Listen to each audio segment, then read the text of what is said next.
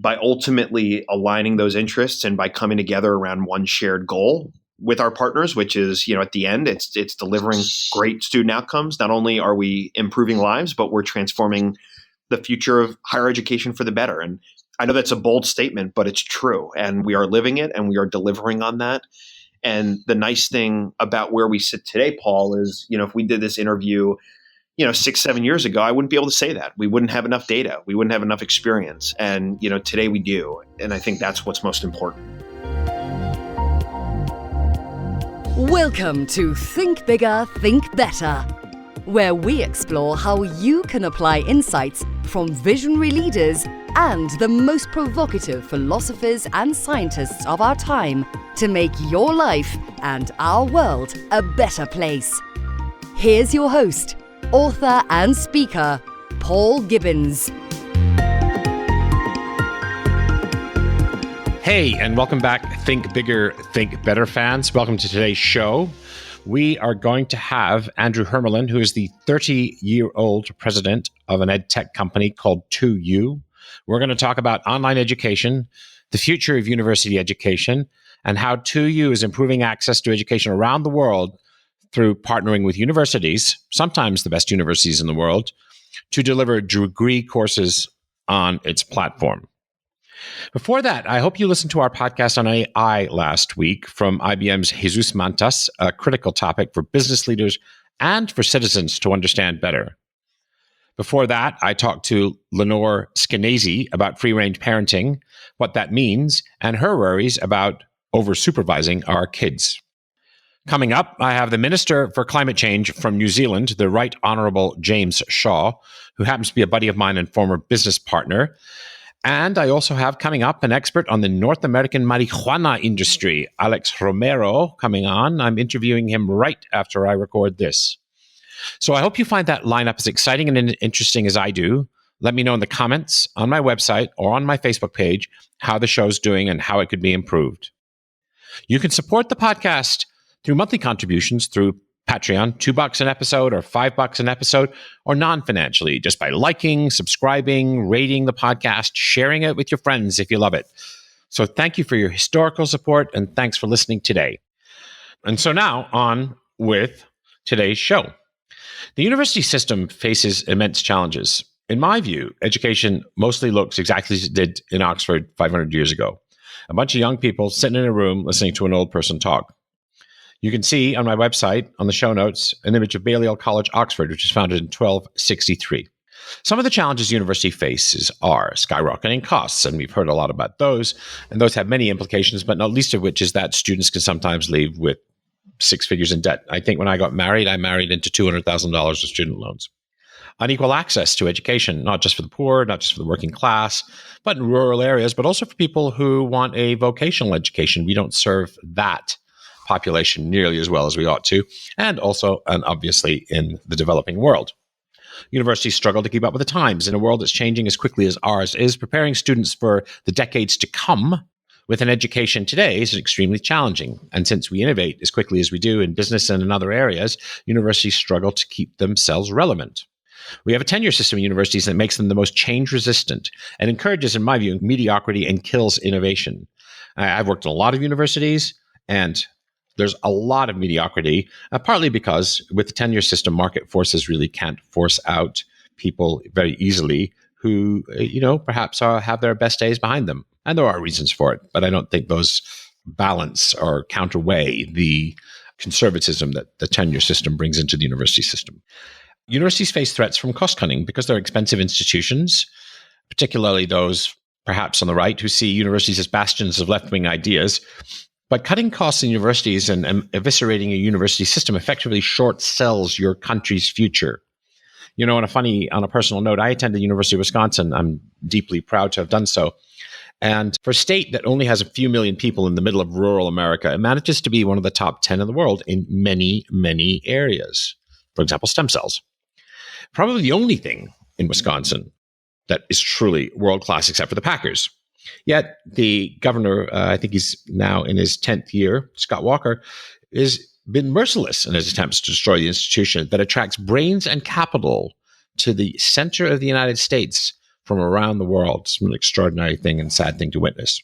So I say all this as somewhat of a harsh critique, but universities are my favorite places in the world. My dad was a professor. I grew up on university campuses. I spent, when most kids were out throwing a ball around, I'd be on the university campus doing one thing or another from a very, very young age. I love the libraries. I love the campuses. They're very beautiful.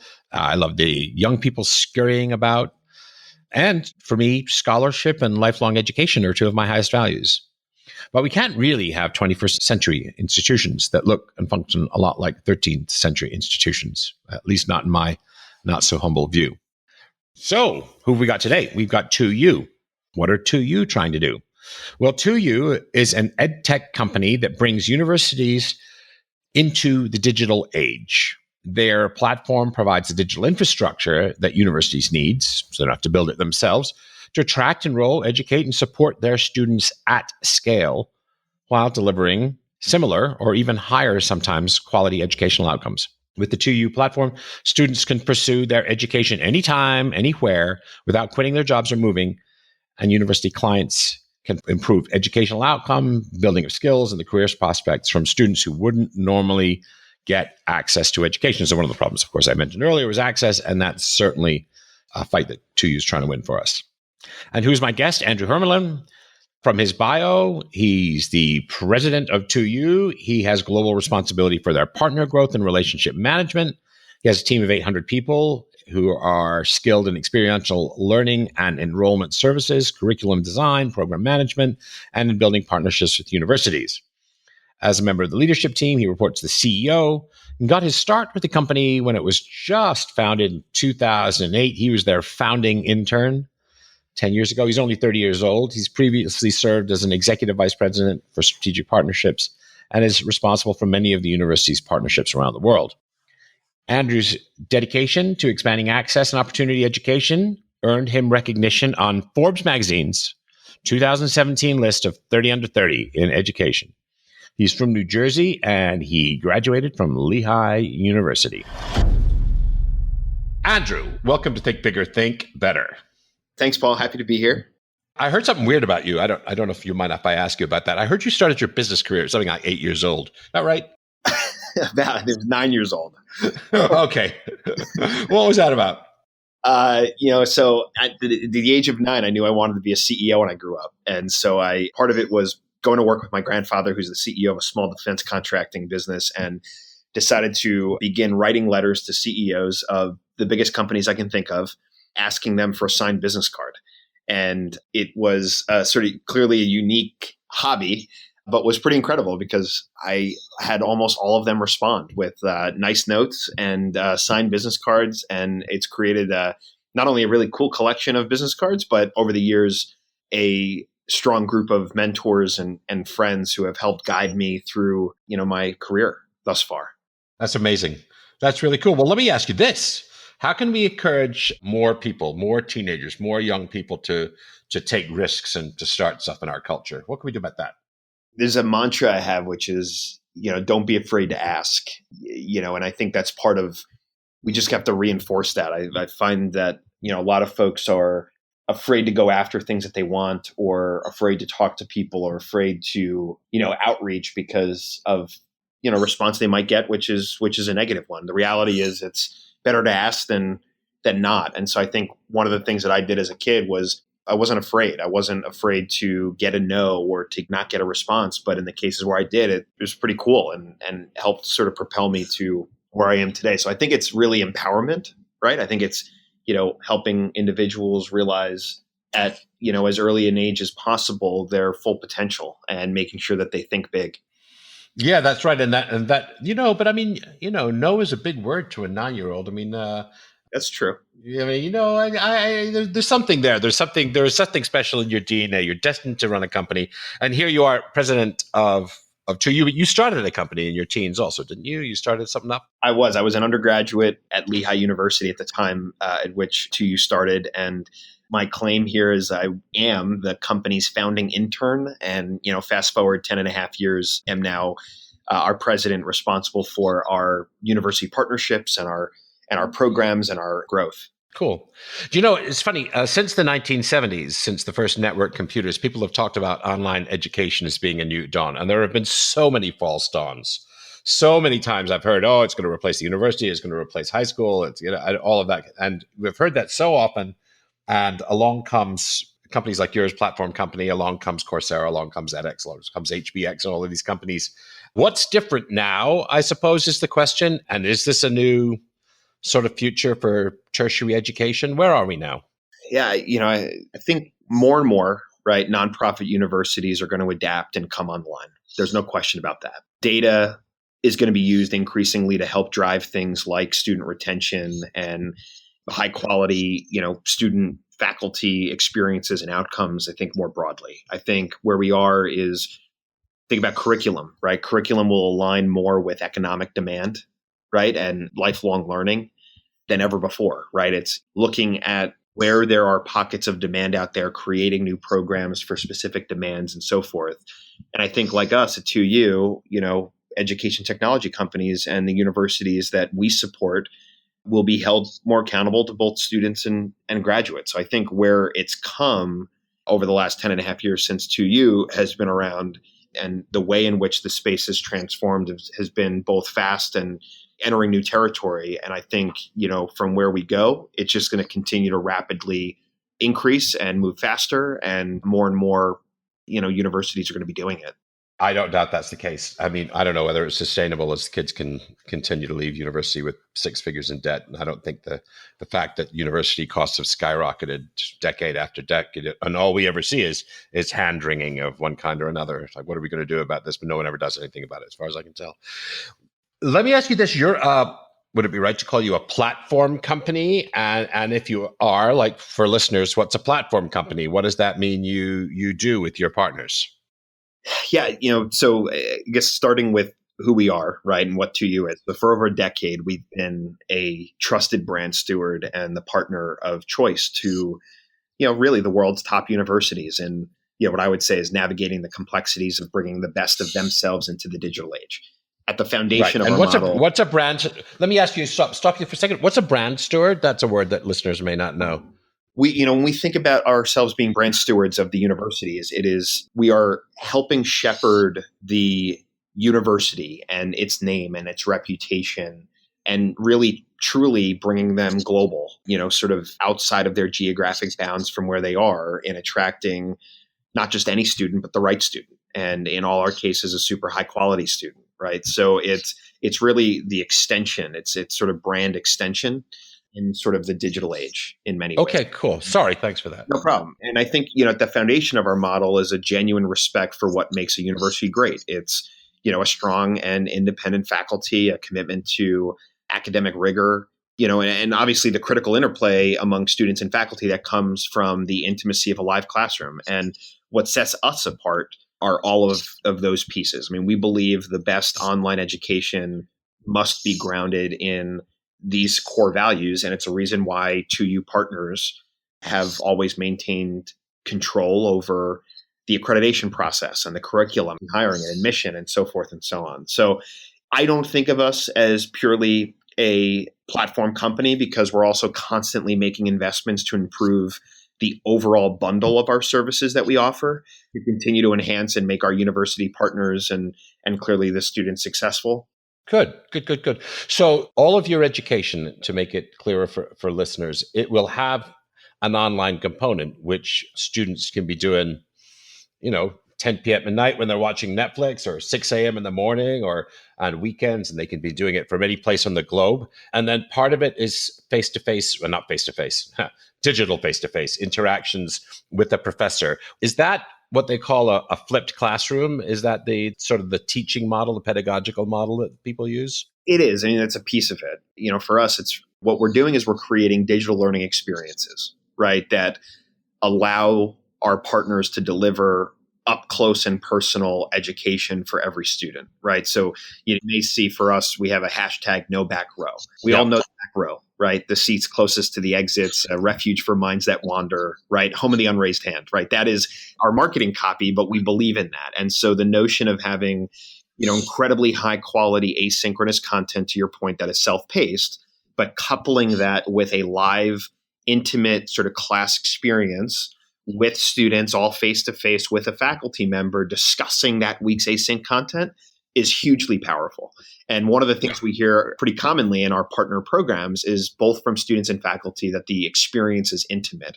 That is not a word you hear used most often with respect to online education. Do you know, it's funny, I teach for you guys indirectly, right? I teach for the University of Denver, and I teach class business ethics and leadership. Been doing that for a year. And so there'll be 8 to 20 students in a class. We have a blast. And, it almost feels more intimate to me. That I'll tell you why. There's no back row. I mean, the way they look on the screen is I can see them. They're all 18 inches from my nose. And I likewise. But I don't know. It feels very up close and personal. And we have a great time. And also the flipped classroom model means that, and I was always told I had to read the material before lectures. I never did. But they actually have to read the material before lectures. They have to come in before they work with me, and they have to demonstrate that they've read, understood, can think critically about the thing. And so we focus on taking what they've read and taking that a great deal deeper. So I think the experience, we'd have to ask the student. I think the experience is actually superior to traditional bricks and mortar learning that university have looked the same since the 1500s, right? I mean, if you look at a university classroom in the 1500s, Oxford University, it looked the same as it did in 1950, right? Just 500 years. So now I do think it's superior. I do think it's bringing education into the 21st century. I suppose I'm preaching to the choir with you there.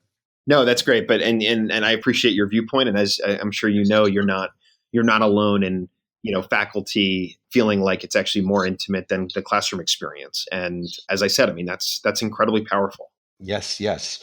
So what are the benefits for universities? So why would universities bother? I mean, I've heard in the past universities are worried about cannibalization, that you'll just take students away from their very high priced bricks and mortar classes, that you'll be stealing faculty IP, that they preciously, because much of it's going online. I mean, how are universities reacting to this as an opportunity and, sometimes as a threat? What's going on there? Yeah, I think we should talk maybe more macro for a second. So within the OPM space, right, online program managers, right, which is the space that we are sort of in, we talk about two different approaches, horizontal and vertical. So I'd say the horizontal approach is what nearly every other player in the market does. They are aggregating as many degrees and programs as possible into a large portfolio without investing much in each.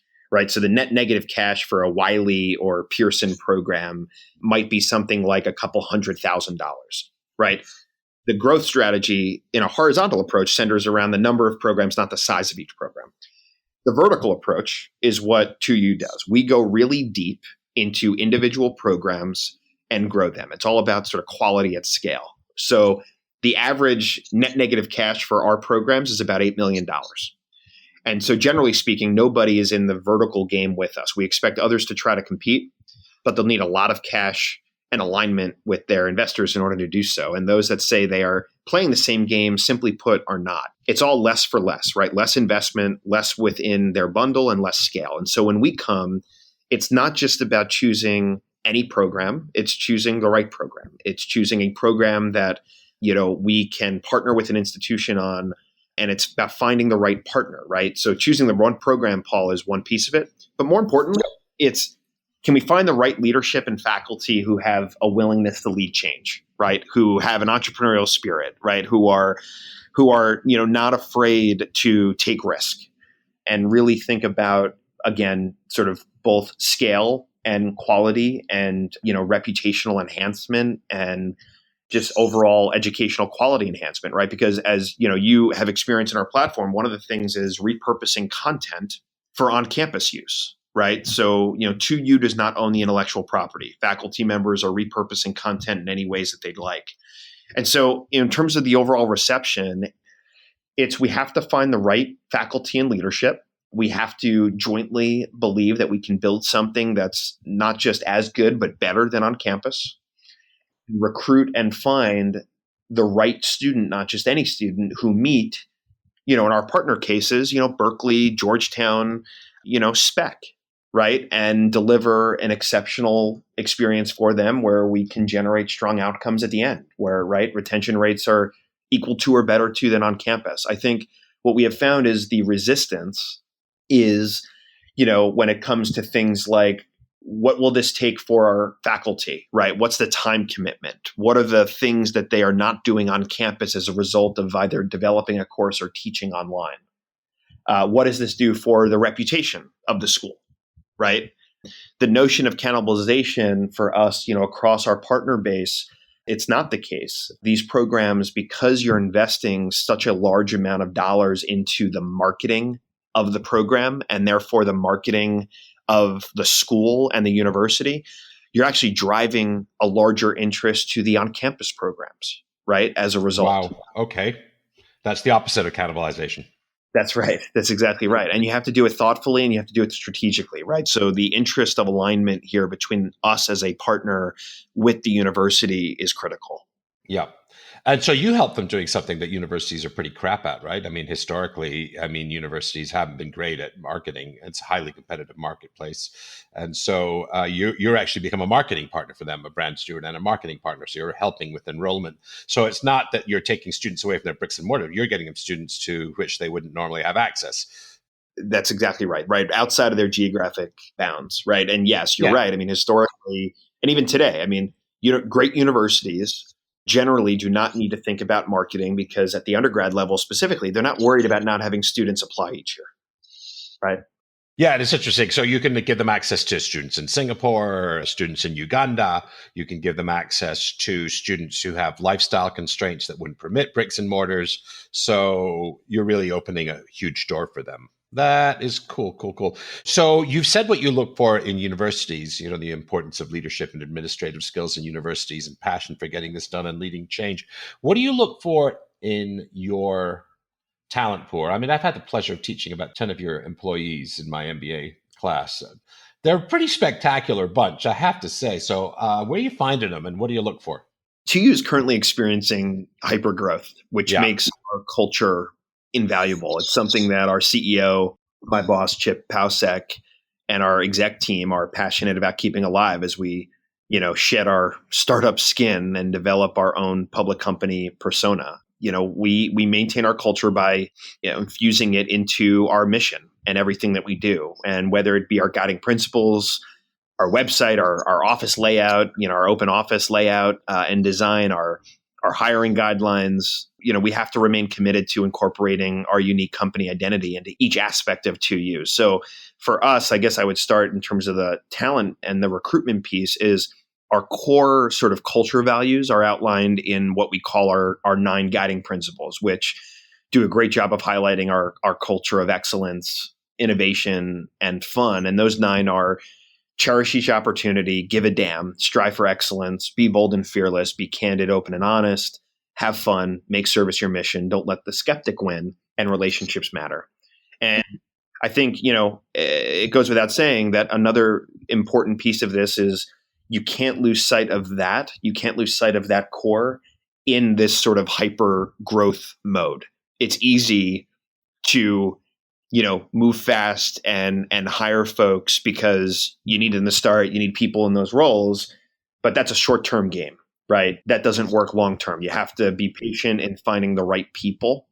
And you also have to be respectful of the fact that these individuals, yes, they're employees of 2U, but I'll go back to it. We are brand stewards of some of the oldest university brands in the world. Right. Oxford, Cambridge, University of Witwatersrand, Berkeley, right. Georgetown, yada, yada. That's a good strong, they're big brands. That's right. So these brands are older than Coca-Cola. Right. And Walt Disney. Like 500 years older than Coca-Cola. Yeah. I see that. So, but there's a sort of paradox there. So you're in hypergrowth mode, and typically, and you've got to hire to deliver. But then you also talk about being patient and quality. And I've experienced your guys a pretty high quality bunch. It's an easier thing to say than it is to do. So how do you, on those culture, your 9 principles, for example, how do new employees learn those? Not in such a way as they can recite them, because who cares? Sure. But actually, because how do they embody them? It's a great question. I really believe our employees believe in the power and the promise of education. They're hired for their talent, but Paul, I'd say more importantly, they're hired for their cultural match. And for us, so long as we have employees who have passion, we believe we can teach the skill set. My belief, culture is intentional. It's purposeful. It's not just words, to your point, on a lanyard to us, right? Which have our guiding principles. All employees have to really believe in it and go for it, for us to be successful. So we won't always get strikes, but a great culture will prevent the gutter balls, right? Right. That's interesting. So you hire for cultural fit, and you say if we get someone who's talented enough and who's a good enough fit for our culture, we'll be able to teach them what they need to know. That's right. Right. Good. And I know you invest heavily because I know that I've met a dozen of your students in my classes. So I know you invest heavily in developing the talent that you have through the MBA that I teach, and presumably through other programs as well. So you invest heavily in talent development. We absolutely do. I mean, one of the greatest benefits that we offer our employee base is tuition, full coverage on tuition for any of our 2U powered programs. And as you can imagine, education is an incredibly important and powerful tool for someone to have. It's $100,000 worth of immediate value, and lifetime value, it's like $1 million. So, yeah. Right. Yeah. So that's a pretty sweet deal. So where do you find these special people? I mean, how are you out there hunting them down? That's the question. We have an incredible, people, organization, recruiting team that are both doing, what I'd say the sort of hunting, but also the nurturing, right? I have to tell you, some of our best hires come from referrals, right? We have a strong referral program where folks are bringing in others from outside companies that they had been with, and we also have done a great job from a talent development perspective in, training our employees once they're here, right? So that we can give them growth and promotion opportunity within. So, there are a bunch of, I'd say standard channels that you're going to go after to find folks, whether it be, any of the job sites or, using LinkedIn and Facebook and other places. But it's really the purposeful sort of outreach versus the let's just go post a bunch of ads and, see what talent we get. Yeah. That gives us the stronger candidates for sure. Yeah. So let's circle back to the industry. So in higher education, some of the problems strategically are cost. One of the problems is obviously access. And one of the other problems is usability of skills. As you look out, you might be doing this for another 15 years, right? As you look out in the future, like how is 2U helping to solve some of the structural problems that are happening in the higher ed, tertiary education world?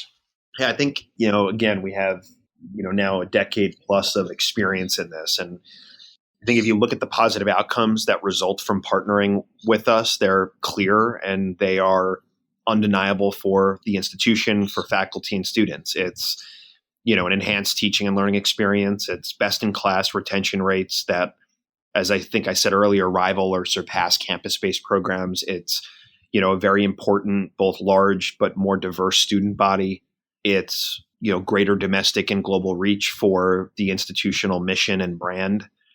It's the confidence and flexibility that comes from a steady and reliable surplus of revenue. And, simply put, when students win, universities win, and then 2U wins. And that clear alignment of interests among students and our partners and our university partners and 2U as a company is ultimately what makes our purpose-driven sort of business model so compelling and powerful. I think by ultimately aligning those interests and by coming together around one shared goal with our partners, which is, at the end, it's delivering great student outcomes. Not only are we improving lives, but we're transforming the future of higher education for the better. And I know that's a bold statement, but it's true. And we are living it and we are delivering on that. And the nice thing about where we sit today, Paul, is, if we did this interview 6-7 years ago, I wouldn't be able to say that. We wouldn't have enough data. We wouldn't have enough experience. And, today we do. And I think that's what's most important. People talk about win-win-win all the time. It's usually nonsense. But it's very easy for me to see that there's a win for the student. So the student who wouldn't be able to do an MBA, or the student who wouldn't be able to do, I think you have a nursing program, the student who wouldn't be able to get access. So you're solving that problem. You're solving, I don't know if we start, I'll ask you about the cost problem in a minute, but the universities who are under tremendous financial pressure as they get their costs cut from under them by state governments particularly. So you're helping to solve their problem by attracting revenues. So, it does look like a win for the students. And it's not easy for me to see who's losing? Maybe not anybody yet. Maybe not anybody. That's right. That is cool.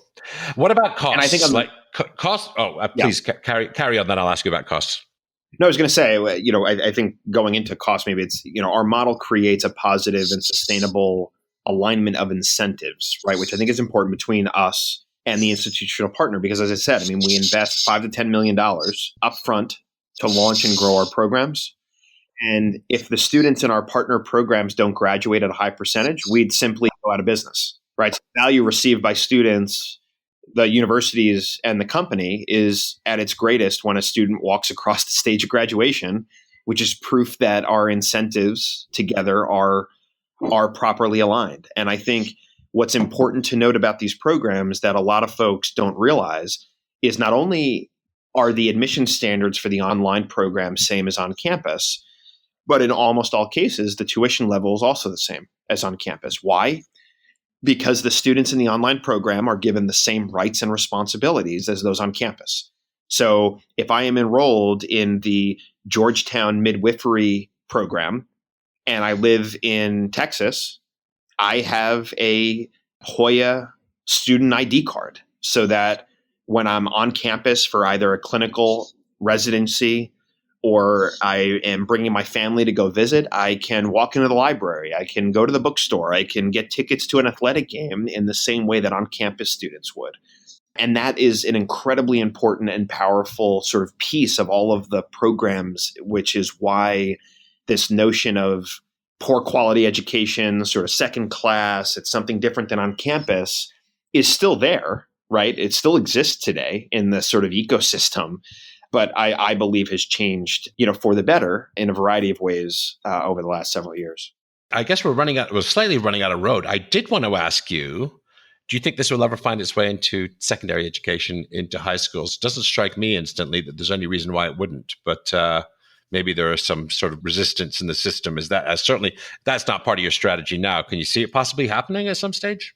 Like you said, absolutely. There's no reason why it wouldn't. I think there's an incredible opportunity as you think about sort of AP courses and college prep courses in high school. And rural high schools where someone has to work, during the day, and they're typically very poor quality with very large geographical catchment areas. You'd be a huge win for the school board, I think, if they could attract you in to partner with them. That's exactly right. Yep. But not in the strategy right now. You're squarely in universities right now. Correct. That's right. Cool. Well, I think we're running out of time. I want to really thank you immensely for your generosity, for spending your time with us. I am going to put links to you in the course notes. I will also put links to some of 2U's flagship programs that they offer in collaboration with some of the best universities in the world.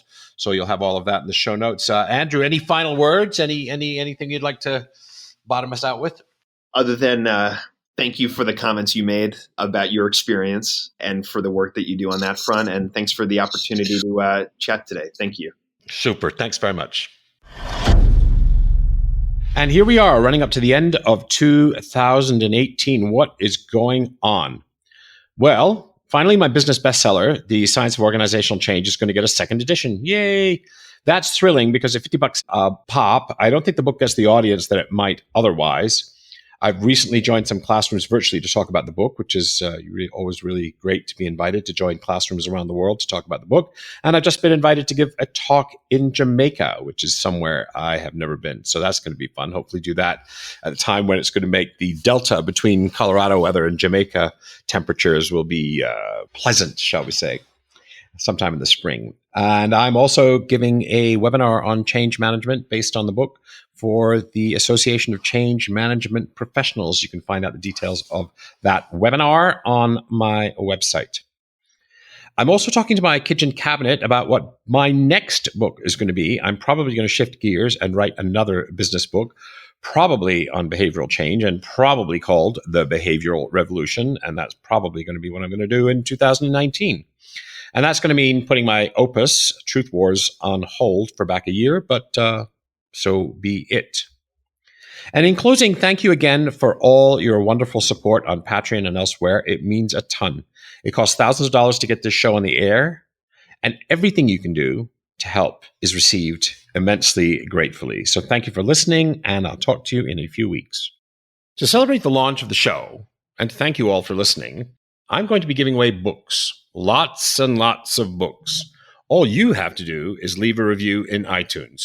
We're going to raffle off a book every single week for 12 weeks. So head on over to paulgibbons.net/iTunes to get easy-to-follow directions and let me know the title of your review to make sure that you're entered to win. Thank you. Thanks for listening to this episode of Think Bigger, Think Better. Great ideas are great, but this isn't gospel. Share your critical thinking in the comments. Where do I disagree? What insights were most powerful? If you got value, don't forget to share the value by sharing the podcast. Finally, to get information on book and blog releases and new video content, head over to paulgibbons.net and join the community of thinkers talking about using science and philosophy to make our world a better place.